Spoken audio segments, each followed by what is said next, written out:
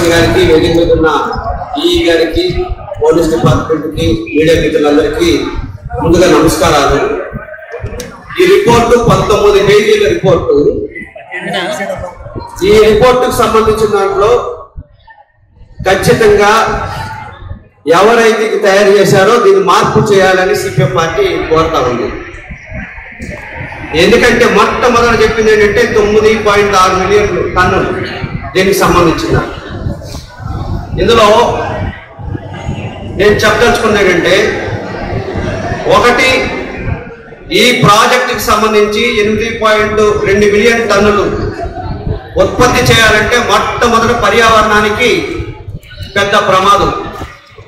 ఎందుకంటే ఒక టన్నుకి ఒక చెట్టు వేయాలి. వీళ్ళు తీసుకుంటున్న 220 ఎకరాల్లో ఇందులో స్పష్టంగానే పేర్కొనబడింది పర్యావరణానికి సంబంధించి దాదాపు చెప్పండి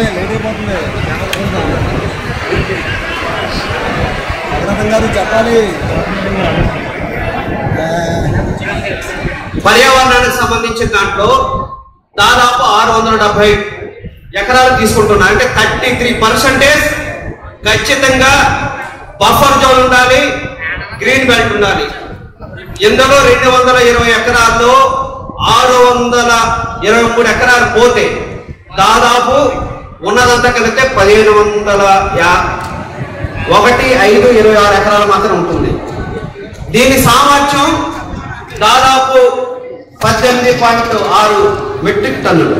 అంటే దీని ఉత్పత్తికి సంబంధించి నేను చెప్పడం కాదు, జీపీటీలో కానీ గ్రోవ్లో కానీ లేదనుకుంటే మిగతా పర్యావరణానికి సంబంధించిన దాంట్లో దాదాపు ఈ స్టీల్ ప్లాంట్ కావాలంటే 8500 ఎకరాలు ఉంటే తప్ప సాధ్యం కాదు.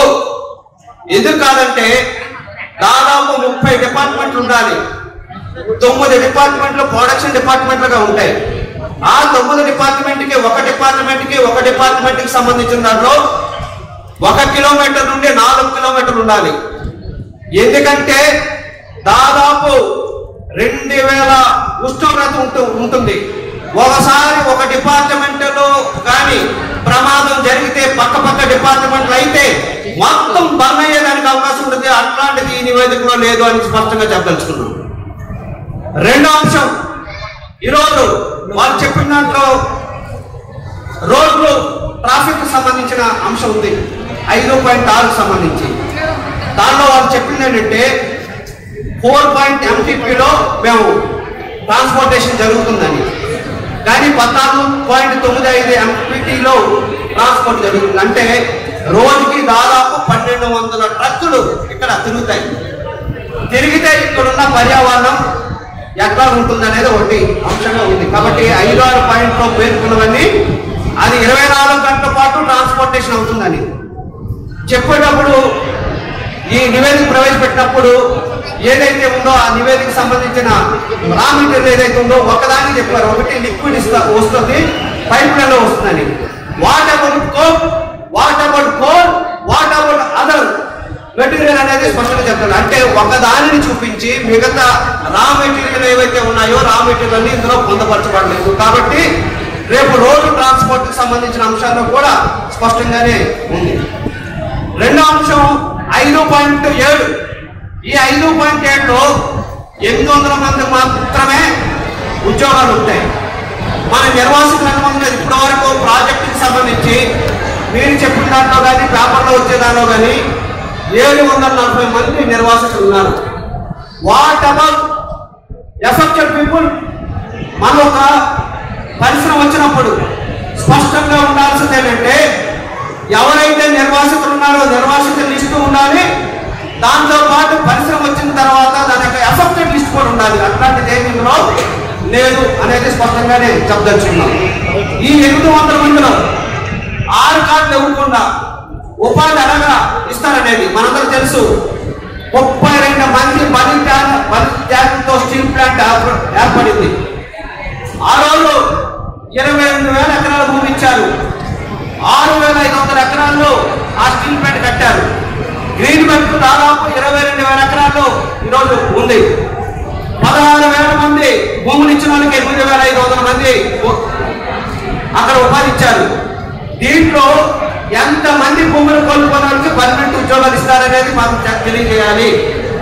అట్లాగే పరోక్షమైనది ఎంత దుర్మార్గం అంటమ్మా, ఇక్కడ భూములు తీసుకున్నారు, స్వచ్ఛందంగా ఇచ్చారు కొంతమంది, ప్రతినిధించారు కొంతమంది. తీసుకున్న తర్వాత నిర్మాణ పనుల్లో ఎవరైనా నిర్వాసితుడికి ఎవరికైనా ఒక్కరికైనా ఉద్యోగం ఇచ్చారు? ఒకసారి చెప్పండి మీరు ఎవరైనా. ఇవ్వలేదు. వాళ్ళకి భాగస్వామ్యం చేయకుండా, స్కిల్ డెవలప్మెంట్ చేయకుండా రేపు పర్మనెంట్ ఉద్యోగాలు ఎట్లా ఇస్తారు? దీనికి సంబంధించిన దాంట్లో ఒకటి అంటున్నారు క్వాలిఫికేషన్ సంబంధించిన. ఇంకొక అంశం నేను చెప్పదలుచుకున్న ఇంకొక అంశం ఏంటంటే, ఇందులో లేదు బఫర్ జోన్కి కానీ గ్రీన్ బెల్ట్కి సంబంధించిన దాంట్లో లేదు, సిఆర్జెడ్ సంబంధించి ఇందులో లేదని చెప్తా ఉన్నారు. సిఆర్జెడ్ చాలా కీలకమైంది. సిఆర్జెడ్కి సంబంధించిన దాంట్లో 4 స్లాబ్స్ ఉంటాయి. ఒకటి సిఆర్జెడ్ ప్యూర్ సిఆర్జెడ్, 2 పట్టణాలకు సంబంధించిన దాంట్లో సిఆర్జెడ్ ఉంటాయి. అట్లాగే గ్రామీణ ప్రాంతాల్లో పెద్ద పెద్ద గ్రామాలకు ఉండే సిఆర్జెడ్. మన స్టీల్ ప్లాంట్ వచ్చేది సిఆర్జెడ్ 4లో వస్తుంది. ఆ 4కి సంబంధించిన దాంట్లో సిఆర్జెడ్ నిబంధనలు ఏవైతే ఉన్నాయో ఆ నిబంధనలతో పెట్టుకోలేదు. అది చెప్పదలుచుకున్నాను. ఇంకో చివరిగా చెప్పదలుచుకున్న ఒక అంశం అంటే, ఇవన్నీ ఒక మాటలో చెప్పాలంటే ఘన నిర్వహణకు సంబంధించిన దాంట్లో కానీ, అలాగే భద్రతకు సంబంధించి వీళ్ళు చెప్పిన ఒక అంశం చెప్పారమ్మా. ఒక హాస్పిటల్ కట్టడానికి వీళ్ళు ఇచ్చిన బడ్జెట్ నేను చెప్తాను.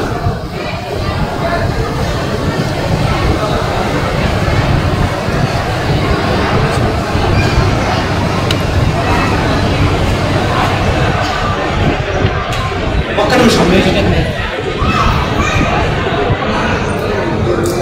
నిమిషం మీరు రఘునాథ్ గారు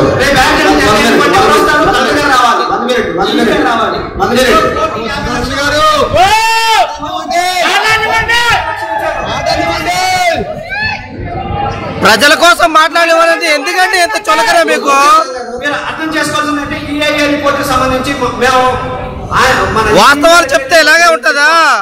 ఆయన రోజు చెప్పింది అంటే నేను చెప్పేది ఏం లేదు, మీరు పబ్లిక్ హీరింగ్ లోనే మాట్లాడండి అని. తర్వాత తమ దగ్గర కూడా వచ్చామమ్మా.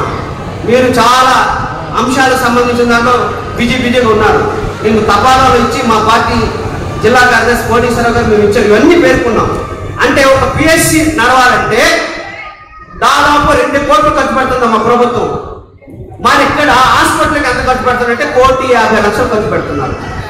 ఒక ప్రమాదం ఇప్పుడు నాకు ఏదైనా జరిగింది అనుకోండి, నిర్మాణ పనుల్లో యాక్సిడెంట్ జరిగింది అనుకోండి, లేదా ఎవరైనా చనిపోయారనుకోండి, ఇప్పుడు 1 కోటి రూపాయలు ఇవ్వాల్సి ఉంది. అంటే ప్రమాదానికి సంబంధించి ఏదైనా జరిగితే దీన్ని బట్టి అయ్యేదానికి అవకాశం ఉంటుందా? ఇప్పుడు మనం ఏం చెప్తున్నాం, ఇది ఒక స్పెషల్ జోన్ కింద కన్వర్ట్ చేస్తున్నప్పుడు దీనికి ఇవ్వాల్సిన ప్రాథమికంగా ఆరోగ్యానికి సంబంధించిన విషయంలో కానీ ఇవన్నీ ఇవ్వాలా లేదనేది చెప్పదలుచుకుంది. చివరిగా చెప్పదలుచుకుందంటే ఇవన్నీ తప్పుల తడకలతో ఉన్న రిపోర్ట్.